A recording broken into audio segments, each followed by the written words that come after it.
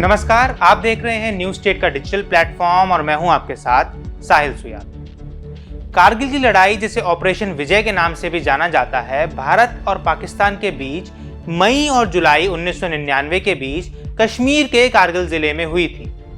इस लड़ाई की जीत में भारत 26 जुलाई को कारगिल विजय दिवस मनाता है।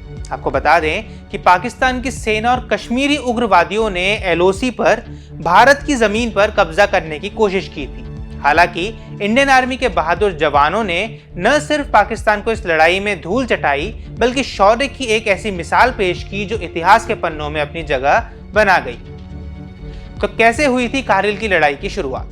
इस लड़ाई की शुरुआत 3 मई 1999 को ही हो गई थी, जब पाकिस्तान ने कारगिल की ऊंची पहाड़ियों पर 5000 से भी ज्यादा सैनिकों के साथ घुसपैठ कर कब्जा जमा लिया था।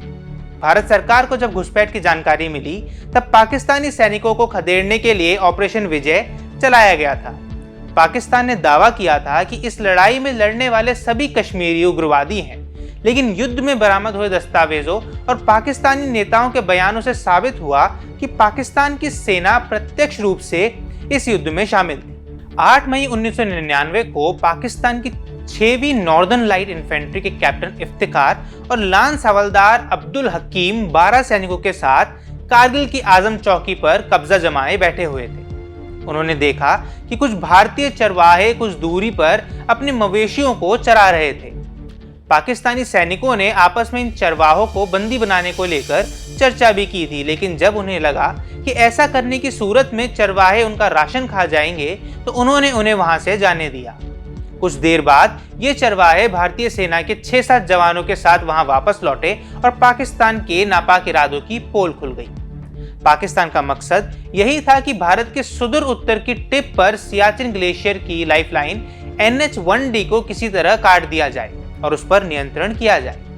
पाकिस्तानी सैनिक उन पहाड़ियों पर आना चाहते थे जहां से वे लद्दाख की ओर से जाने वाले रसद के जाने वाले काफिलों की आवाजाही को रोक दें और भारत को मजबूर होकर सियाचिन छोड़ना पड़े। दरअसल मुशर्रफ को यह बात बहुत बुरी लगी थी कि भारत ने 1984 में सियाचिन पर कब्जा कर लिया था। उस समय वह पाकिस्तान की कमांडो फोर्स में मेजर हुआ करते थे। उन्होंने कई बार उस जगह को खाली करवाने की कोशिश भी की थी, लेकिन कामयाब नहीं हो पाए थे। कारगिल की लड़ाई शुरू में भारत के लिए काफी मुश्किल साबित हो रही थी, लेकिन बोफोर्स और एयरफोर्स की एंट्री ने लगभग पूरी तस्वीर को बदल दिया। बोफोर्स तोपों के हमले इतने भयानक और सटीक हुआ करते थे कि उन्होंने पाकिस्तानी चौकियों को पूरी तरह तबाह कर दिया था। पाकिस्तानी सैनिक बिना किसी रसद के लड़ रहे थे और भारतीय सैनिकों की दिलेरी के आगे उनकी एक भी नहीं चल पा रही थी। वहीं कारगिल में वायुसेना की सबसे बड़ी भूमिका मनोवैज्ञानिक थी, क्योंकि पाकिस्तानी सैनिकों के जैसे ही ऊपर से भारतीय जेटों की आवाज सुनाई पड़ती, वे बुरी तरह से घबरा जाते थे और इधर उधर भागने लगते थे। इस जंग में जहां भारत के 527 जवान शहीद हुए थे, वहीं पाकिस्तान के पूर्व प्रधानमंत्री नवाज शरीफ के मुताबिक उनके 2700 से 4000 सैनिक मारे गए थे।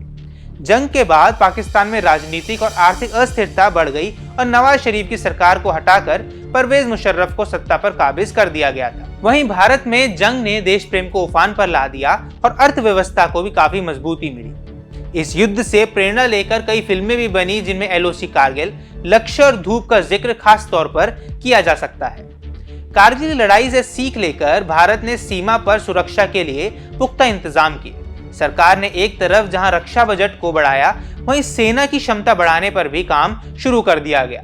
जंग के दौरान कई तरह की अनियमितताएं भी सामने आई थी, जिन्हें दूर करने का प्रयास किया गया था। साथ ही सीमा पर लगातार निगरानी की व्यवस्था की गई। कारगिल की लड़ाई ने भारत को व्यक्त किए कुछ ऐसे सबक दिए जिससे सीखना बेहद जरूरी था। अपनी गलतियों से सीख लेकर भारत ने लगातार सुधार जारी रखा और आज इस स्थिति में पहुंच गया है कि एक साथ 2 मोर्चों पर बड़ी आसानी से दुश्मनों को संभाल सकता है। आपको हमारा ये वीडियो कैसा लगा, हमें कमेंट बॉक्स पर जरूर बताएं। देश दुनिया की तमाम खबरों के लिए न्यूज स्टेट चैनल को सब्सक्राइब करना न भूलें।